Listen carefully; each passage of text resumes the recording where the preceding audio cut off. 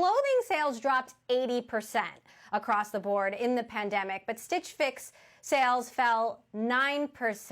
Talk to us about what was driving that and what it shows about how the pandemic is impacting your business. Yeah, I mean, this has been an incredibly challenging time, for many businesses. And, for us, actually, the primary challenge was really around the warehouse element of our supply chain. We have 6 distribution centers here in the U.S. and figuring out how to reopen, how to close, how to get those warehouses to full capacity has been a real challenge. We really felt like the employee right thing to do during these times was to give people the flexibility. So we gave everybody in our warehouses 4 weeks of paid time off to use flexibly, which was absolutely the right thing to do. But as a result of that, we had less capacity than we normally would. And so, against a backdrop that was showing 80% decline, of course, we're happy to have had just a 9% decline. But I think what's been most exciting is actually what we've been seeing in the weeks in the end of our last quarter and in the week coming out of this new quarter is that we've seen a lot of really positive growth and really great momentum. And what we've been seeing, not just our existing business, our fixed business, our clients who are getting those on a recurring basis be incredibly strong through this. The resilience of that, I think, really speaks to the product market fit of our business right now. I think the idea of having personalized stylist picks delivered to your home to try on in the comfort of your own home, I think that value proposition has never been more resonant than right now. And so we've been really thrilled to see that be successful. And then on top of that, what we shared in our earnings call was that direct buy, which is our latest innovation, which allows people to actually shop their recommended picks straight from us and have those shipped separately outside of a fix. The success of that throughout this, even with all of the uncertainty, that's been really exciting for us because that's a big area of investment for us in the future. And I think that's a really great lightweight way for people to engage with us, even in times of uncertainty. Now, let's talk about demand as we come out of this. My kids don't seem to mind if I wear the same thing 5 days in a row, and many of us are still going to be working from home and social distancing for, potentially the next few months. What does that mean for demand as we come out of this, but slowly, for Stitch Fix? Yeah, I mean, you're absolutely right. I think there is no question that people are going to buy less clothes this year than they did last year. There are going to be fewer events. People are not going to be going on vacations. There's unquestionably this market is going to shrink this year. That to us creates this big opportunity. When the market was down 80%, we were only down 9%. What that means is that we were capturing share during that time period. What we're going to see is pre-COVID, 80% of apparel was bought in stores. I mean, that's kind of amazing in this day and age that stores had such a big piece of that pie.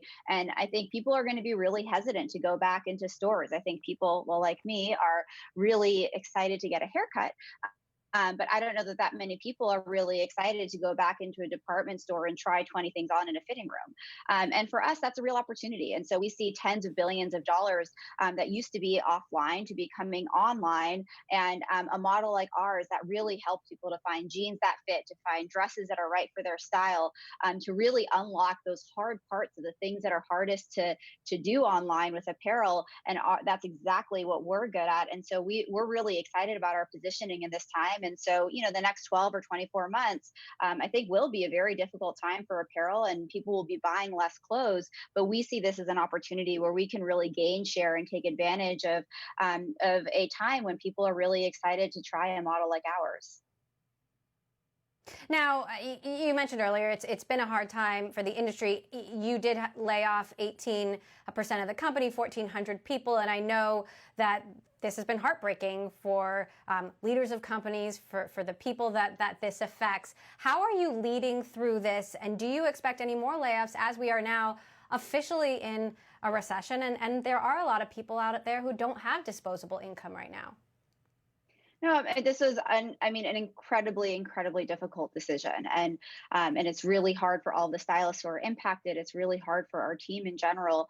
The 1,400 part-time stylists in California was a very committed and talented group of people, and we couldn't have built the business without them. But really, our intention is to relocate as many of those stylists as we can. For a few hundred of those stylists, that decision was immediate, but actually the majority of those stylists are with us until September. And what that gives people a chance to do is to give a chance to think about something like relocation, or gives a chance to think about what's next for them, and to be able to give people as much time as possible, knowing that this is a challenging time, was an important part of what we did here. The reality, though, in terms of the reason we had to make this decision was really around the cost of operating in California, and the complexity of operating in California is really challenging. And we have many, many talented stylists that are outside of California, and we know that there's an opportunity to create the 1,400 jobs and then some. We are actually planning to hire 2,000 stylists outside of the region. And so, it was a really, really difficult decision to make. But at the end of the day, this was the decision that we had to make. I think as we think about how to create the opportunity to invest against the future and in the long term to really create a company that can have as much of an impact and create as much jobs as we can in the long term. Now, we're also in the middle of a social crisis, and you and I have talked a lot about diversity. I know it's really important to you. We've really focused on gender diversity, but, we're looking at a very huge racial divide in this country and some very deep wounds that need to heal. What are you doing at the company to address this, and what do you think needs to change? We could spend a long time talking about this. I think the incredibly distressing, horrifying events that have come to light in the last few weeks have been top of mind for all of us at the company, and I'm deeply concerned. I think we have a very long and hard road ahead, and we have a lot to do to create the equal and just society that we all purport to be, that we all want to be. I think at Stitch Fix, I found some solace and hope in the fact that we have strong values to rely on, and actually that our team and our employees are really coming together to stand up for what's right. And I think what was important to me in this moment is that it isn't just about this moment, and this is really about a time to create change. And so, I think we were really, I really felt like we could do more than contributions, which of course are important, but contributions and strong words, which are important, but trying to figure out what are the ways that we can really have a big, meaningful impact.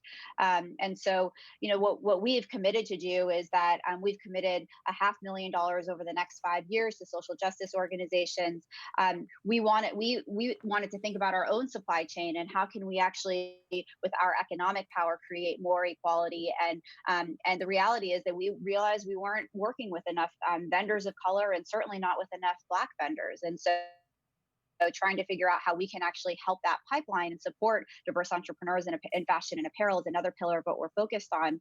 And then the last bucket, which is an area, frankly, that we've always been focused on, is just how can we actually use our data to create change? And so you and I have talked a lot about gender equality, and that's certainly been an area of focus for us. We have a very diverse board and management team, especially across gender dynamics.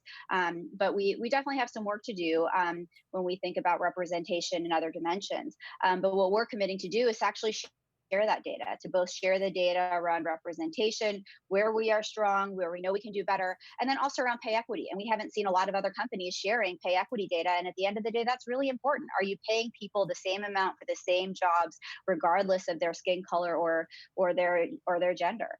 And so these are things that I believe are really important. I think data can really create change. And I think this is a really hard moment for us in the country, but I'm getting more and more hope that it also can be a moment that we can look back and realize that it catalyzed real change. Speaking of boards, you are also on the board of GrubHub, and we just learned that Just Eat Takeaway plans to buy GrubHub in an all-stock deal. They had been talking to Uber. I know you're a board member, but can you share your take on this outcome? I obviously can't comment on that specific situation. I'm on the board of GrubHub. I'm on the board of Glossier. It's definitely been an exciting time for a lot of companies, and an especially exciting time, I think, for digital-first companies like ours. That said, as we've been talking about diversity, there's been a trend in some critical stories of women founder CEOs, especially in the tech community, whether it's The Wing or Away. I was just looking back at some of those stories. One of the headlines was, "Are these female founder takedowns fair?" What is your take on this as, one of the most prominent female founders in Silicon Valley? I mean, I'm not close to any of the details of any of those stories, but look, I mean, I deeply believe that representation is important. It's important for women. It's important for Black leaders. It's incredibly, incredibly important.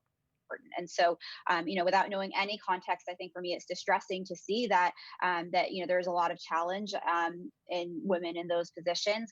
But the flip side is that I do think all of us business leaders, we should be held accountable. And I think this is a time when people are asking more business leaders, are asking us to stand up and talk about our values. And I think that needs to be equally held accountable across the whole business community.